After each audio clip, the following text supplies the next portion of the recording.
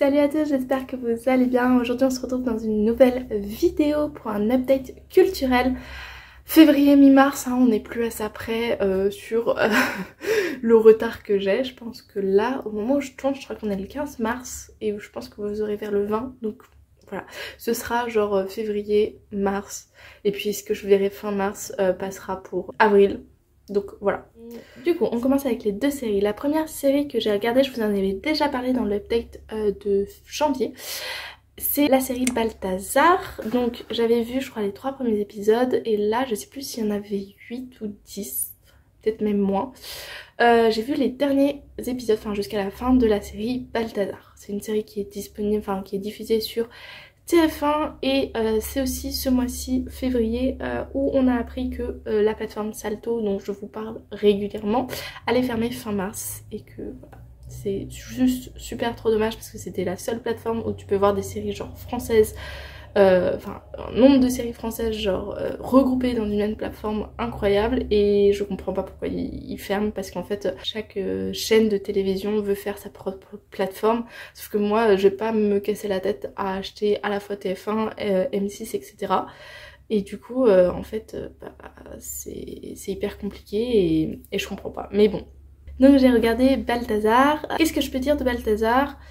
Juste là, je l'ai regardé, je crois que j'ai fini milieu février la série et je peux pas vous dire grand chose. Ça veut dire que ça m'a pas forcément percuté ou en tout cas ça m'a pas intéressé plus que ça. Je trouve qu'il y avait des moments un peu what the fuck ou des trucs pas du tout réalistes. C'est une série policière et les enquêtes étaient pas forcément bien construites, j'ai trouvé. Même si dans la dernière saison il se passe quand même des choses dans la vie privée de Balthazar qui sont quand même très intéressantes sur des questions de société qui sont aussi intéressantes. Donc de ce point de vue là c'était sympathique mais sans plus. Ça m'a pas donné envie de par exemple de voir la saison suivante. S'il y en a une qui sort je la verrai, mais là je me dis pas oh ça me manque, j'ai envie de voir la saison suivante. Donc c'est un petit peu dommage. Je trouve que pareil à Candice Renoir et Profilage, en ce moment il n'y a pas forcément des séries qui leur arrivent à la cheville. Peut-être HPI sort un peu du lot, mais Balthazar on est quand même assez loin derrière je trouve.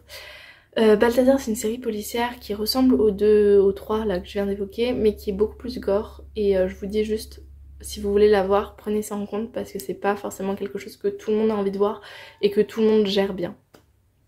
La deuxième série que j'ai vue c'est Mercredi, donc c'est une série qui est accessible sur Netflix. Vous avez dû voir passer parce qu'elle a été beaucoup médiatisée on va dire. Il y a beaucoup de gens qui l'ont vue, qui ont adoré cette série et tout ça. Ça l'a pas trop fait avec moi. Je crois que je l'ai même pas fini encore et j'ai pas envie d'y retourner. Donc ça vous dit un peu le niveau. Il y avait tout qui était fait pour me plaire, c'est-à-dire dans un lycée un peu paranormal avec des créatures et tout ça. On évoque plein de mythes, notamment genre des sirènes, des loups-garous. Et rien que le personnage de Mercredi semble iconique en tant que tel. Le lieu est magnifique, tout ça. Mais en fait, j'ai trouvé que ils avaient tout misé sur les décors et tout ça, mais que le scénario était pas si incroyable que ça. J'ai pas accroché. Le seul personnage que je trouve super intéressant, c'est... alors je sais plus comment elle s'appelle, mais c'est le loup-garou, qui est... Enfin, la loup-garou. La fille qui est loup-garou et qui est colocataire dans la même chambre que Mercredi. Et qui peut pas se transformer et tout ça. Et le scénario en lui-même, il est plat selon moi. On mène une petite enquête, mais pas super intéressante. Les personnages ont bien été travaillés. Mais l'histoire n'a pas été bien travaillée selon moi parce que je me suis vraiment ennuyée. Et je comprenais pas pourquoi tout le monde trouvait ça incroyable. Pareil, le personnage de Mercredi, on m'a dit « Ah mais elle est super badass, elle répond à tout le monde ». En fait, elle est toujours sur la défensive. En fait, elle répond au tac pour se défendre, mais c'est son personnage en lui-même qui est comme ça. Et des personnages comme ça, il en existe plein. Et je trouve pas que ça fait d'elle quelqu'un de badass en fait. Je sais pas si je vais continuer, je sais pas si vous aurez du coup un avis sur la fin de ce que j'ai vu en avril. Je crois pas. Là, c'est pas ce qui me donne envie. Mais peut-être qu'un jour je finirai. J'avais juste envie de parler d'une mini-série, enfin pas une série, c'est plus mini-série film. En fait c'est pas une série, c'est pas un film, c'est diffusé sur YouTube et c'est des genre passages d'un livre que des amateurs, je sais pas si c'est des amateurs en plus, j'ai pas tout compris, ont tourné sur YouTube. C'est super précis la manière dont je vous le dis, mais voilà. C'est la série que j'ai lue il y a pas très longtemps qui est ACOTAR. En fait sur YouTube vous avez des micro-moments qui ont été diffusés il y a pas très longtemps. Ça s'appelle Tallinn Productions de films enfin de passages du livre, mais filmés avec les deux personnages. Alors maintenant on a vu principalement, enfin moi de ce que j'ai vu principalement donc Rhysand et Fer, donc des passages iconiques de deux. Si ça vous intéresse, parce que moi je suis tombée dessus par hasard, peut-être parce que je regardais trop de vidéos de personnes qui parlaient du livre et du coup il m'a proposé ça. Et du coup j'ai voulu regarder. Et voilà, donc ça, en fait, le fait de passer de dire exactement les mêmes paroles d'un film, enfin d'un livre à un film, je trouve que ça fait les passages un peu trop cucu à mon goût. Mais ça faisait du bien de retrouver les personnages et de les voir incarnés, même si j'imaginais pas du tout faire comme ça. Rhysand à peu près, mais faire pas du tout comme ça. Mais bon, c'est comme ça, c'est souvent le cas quand tu lis le livre avant de voir le film. Donc voilà, si vous avez pas lu le livre, ça n'a aucun intérêt parce que c'est vraiment des scènes piquées au hasard dans le livre. Donc ça n'a pas forcément un grand intérêt pour vous si vous le regardez sans avoir lu le livre et sans être fan. Et en plus ça va vous paraître, je pense, un peu cucu, etc. Mais c'est sympa de voir incarner des passages du livre si ça vous intéresse. C'est en anglais, j'ai pas vu s'il y avait des sous-titres, mais je vous le dis. Si vous avez lu les livres, c'est pratiquement ce qui est dit dans le livre. Donc voilà. Et je sais pas si ils ont mis les passages parce qu'ils ont fait un vrai film, parce que comme c'est Tallinn Productions, et il y a même des interviews des acteurs, donc je sais pas si c'est amateur ou s'il y a vraiment un film qui va sortir à un moment, je peux pas vous dire. Donc si vous savez quelque chose là-dessus, n'hésitez pas à le mettre en commentaire, ça m'intéresse de regarder ce qu'ils en ont fait, voilà, à titre de personne qui a plutôt bien aimé certains passages du livre. On va passer au film. Le premier film que j'ai vu, c'était sur Netflix, Royal Teen, et je pense que Netflix me l'a proposé parce que je regarde un petit peu en boucle Young Royal, et donc Royal Teen c'est à peu près un speech similaire. On est dans un pays nordique, je pourrais pas vous dire si c'est la Suède ou pas, etc., où il y a un prince et une jeune fille qui vient de changer de lycée et qui va se rapprocher du prince, ils vont sortir ensemble, etc. Au début je me suis dit ok, soit ça va être cucu, soit ça va être bien fait, mais ça va tourner autour de vraiment leur relation. Et en fait ça tourne pas vraiment autour de leur relation, ça tourne autour du personnage féminin, de ses problématiques de vie, pourquoi elle a quitté son ancien lycée, et qu'est-ce que ça lui fait de sortir avec le même, et sans vraiment la relation entre les deux. Il n'y avait pas forcément beaucoup de passages mignons entre les deux. Mais il y avait des thématiques très importantes de leur relation, du fait de sortir avec quelqu'un qui est médiatisé, même si ça c'est plus ou moins vu. Et surtout l'acceptation des autres vis-à-vis du fait qu'elles rentrent comme ça dans la vie de quelqu'un. Et voilà, donc tout ça c'était intéressant. C'est un film qui est plutôt bien tourné, plutôt bien joué, avec des thématiques adolescentes aussi intéressantes. Notamment avec une thématique du prince vis-à-vis d'elle. Je vous laisse découvrir ça si vous en avez envie, que j'ai jamais vu dans un film, donc j'étais contente de découvrir ça, mais c'est quand même très éloigné de Young Royal. Young Royal ça fait vraiment plus intrigue amoureuse entre les deux, là ça faisait vraiment plus film autour de la fille, sa vie en fait, et c'était pas un détail, c'était une grosse partie de sa vie qu'elle sortait avec le prince, mais c'était pas tout le film en fait. Je vais parler aussi de A Star is Born. Donc c'est un film qui est aussi disponible en ce moment sur Netflix, dans lequel on suit un chanteur très connu qui va rencontrer une jeune femme qui chante dans un bar queer, et il va décider de lui donner sa chance parce qu'elle écrit des chansons et qu'elle est douée. Et au-delà de ça, ils tombent surtout très amoureux l'un de l'autre. Ce film est super intéressant. En fait je suis en train de lire Daisy Jones and the Six, donc publié chez 10-18, donc il parle d'un groupe de rock et du groupe de rock et de leur histoire, etc. Et en fait quand je suis tombée sur A Star is Born, je me suis dit tiens c'est un peu similaire, je suis un peu dans le mood donc je vais le regarder. Et effectivement il y a des trucs qui se rapprochent sur les années un peu rock, etc. Je sais pas si A Star is Born est voulu pour être dans ces années là. Ça, pour moi ça n'a pas été très clair sur ce point là, mais en tout cas ça parle dans ce livre et le film du groupe de la musique, de comment on crée une chanson, comment ça vient, qu'il y a certaines personnes qui sont plus douées que d'autres, la célébrité, des excès aussi de ce monde avec tout ce qui va être drogue, des passages où ils se sentent vraiment pas très bien, genre dépression, des problèmes aussi un peu de suicide, etc. Donc ça traite de thématiques assez noires, donc je vous préviens, si vous commencez ce film, même le livre un petit peu de Daisy Jones and the Six, soyez prévenus que c'est ce monde-là dans lequel vous allez baigner. Et ce que j'ai bien aimé dans The Star is Born, c'est de montrer comment fonctionne un peu le milieu de la musique. On sent très bien par exemple que la fille, enfin moi ce que j'ai senti, c'est que si elle n'avait pas connu le chanteur, elle aurait pas percé. Déjà c'est un truc super important qui est raconté dans le film mais qui est aussi raconté dans le livre, c'est aussi un peu la place de la femme dans la musique. Alors je sais pas encore si A Star is Born c'est censé être actuel, Daisy Jones and the Six c'est pas censé être actuel, mais il y a cette thématique là de la place de la femme dans la musique, de comment on s'y fait sa place et de comment on y reste aussi. Par exemple le chanteur en question, ce qu'on veut dans A Star is Born, ce dont on va s'intéresser c'est surtout sa musique, comment il chante, etc. Alors que au moment où la jeune fille elle va percer, la première chose que son producteur va s'occuper c'est son apparence, la manière dont elle va monter sur scène, etc. Et pas tant la musique en soi. Et ça c'est super intéressant de voir les différences en fait qu'on va imposer aux femmes et aux hommes. Qui est différent. Parce que c'est de l'art et parce que il y a encore beaucoup de préjugés, il y a encore beaucoup... Enfin c'est le public qui en dépend et malheureusement la pensée commune n'est pas encore très égalitaire sur ce point-là. La romance est aussi intéressante j'ai trouvé, ça montre les excès, donc lui il est un peu souvent soit sous l'effet de l'alcool ou de la drogue et du coup comment se construire une relation basée sur ça et comment ça se développe, comment ça évolue, etc. J'ai vraiment beaucoup aimé ce film, il est, je trouve, bien tourné, il est dur, il est pas trop romantisé, un peu, mais pas trop. Et c'était vraiment intéressant. Ce film et Daisy Jones and the Six parlent beaucoup d'amour finalement. Comme si le rock'n'roll c'était un peu lié à l'amour et c'est super intéressant. Je vais parler maintenant de Teen Wolf The Movie que j'ai vu avec mes amis. Parce qu'on regardait beaucoup Teen Wolf ensemble quand on était plus jeunes, je dirais collège-lycée.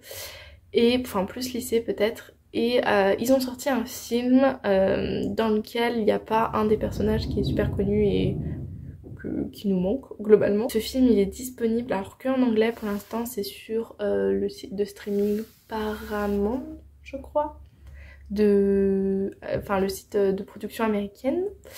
Et du coup en fait ce que vous pouvez faire c'est vous créer un compte, vous regardez le film, vous vous désabonnez parce que en fait vous avez un mois gratuit je crois, donc c'est tout à fait possible de faire ça, c'est ce qu'on nous on a fait, ça s'est très bien passé.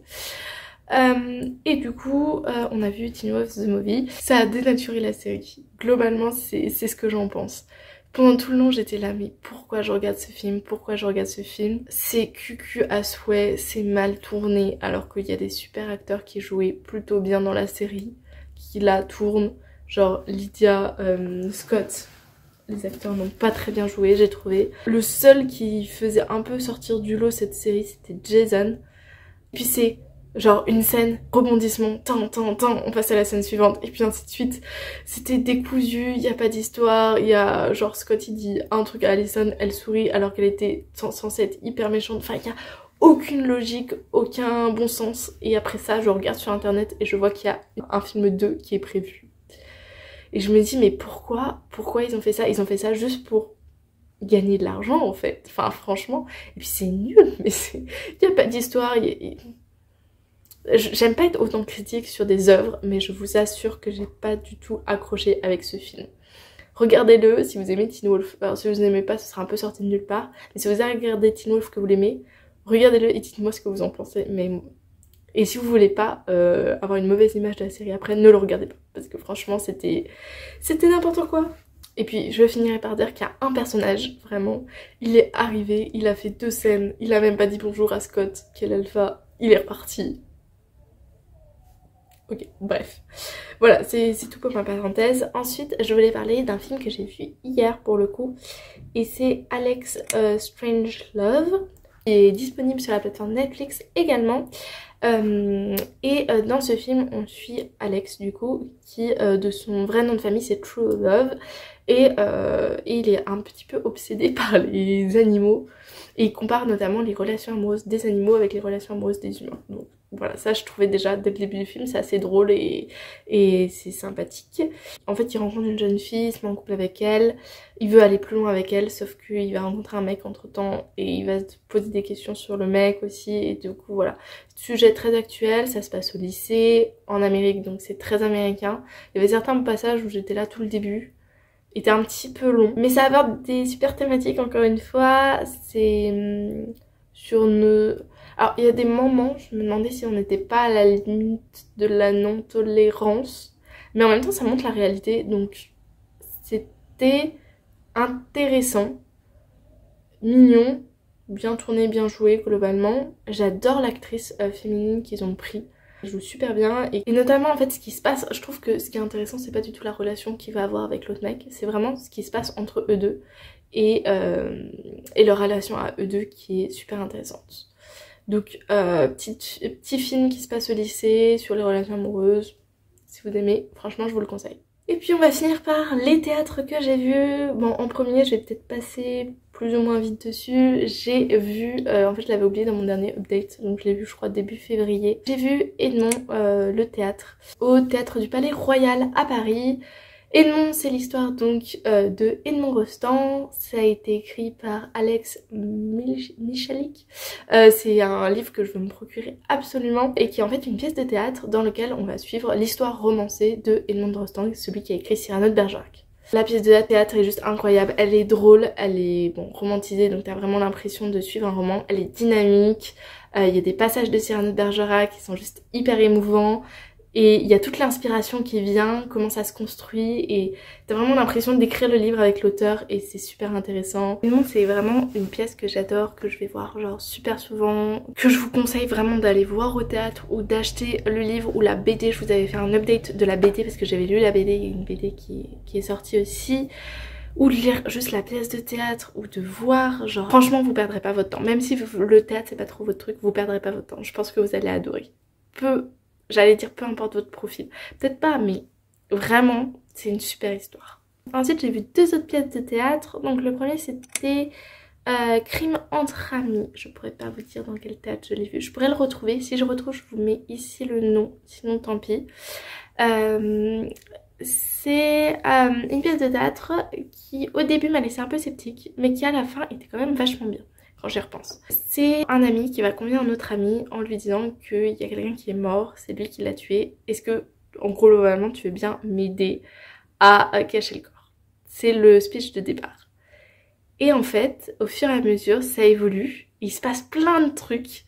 Et c'est drôle, ça pose des questions aussi sur l'amitié. Et franchement j'ai plutôt bien aimé, c'est pas dans une grande pièce de théâtre, mais la pièce était sympathique, il y a pas mal de rebondissements, je me suis pas trop ennuyée. Et même si tu t'attends à certains trucs, à certains moments tu dis ouais non mais là il va se passer ça, bon, en fait la manière dont ça se passe est quand même suffisamment intéressante pour que tu t'ennuies pas et pour que tu dises oh non c'est bon j'avais compris que c'était lui ou que c'était lui, etc. Donc ça c'était pour Crime entre amis et j'ai fini avec la dernière pièce de théâtre qui est Les Pigeons, que j'ai vu aussi. Alors toutes les pièces de théâtre que je les vois souvent à Paris, si c'est pas le cas je vous le dirai, mais là c'est que des pièces de théâtre à Paris. Je ne sais plus dans quel théâtre non plus, donc si je l'ai je vous le mets ici.